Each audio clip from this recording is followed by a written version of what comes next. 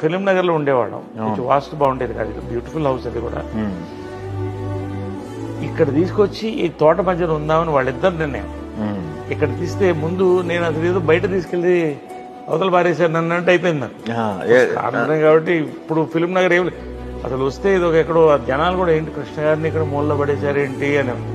ఇప్పుడు ఆ మూలే సెంటర్ అయింది, సెంటరే it is financial district, heart of the thing. So అలాగా వాళ్ళు they were with always with nature, forward thinking, చాలా విజన్ ఉన్న పీపుల్ అండి. ఇద్దరు కూడా చాలా విజన్ ఉన్న పీపుల్. ఎవరో చెప్పారు అప్పట్లో 1,10,000కి ఎకరం కొన్నారు, 1,33,000, 1,30,000. బట్ అది కొండ వేరండి. చాలా మంది వాళ్ళు కొంటున్నారు. అదే ఆ రోజుల్లో అమ్మగారిని కూడా చాలా మంది అన్నారంట కదా ఆ రోజుల్లో, నేను విన్నాను.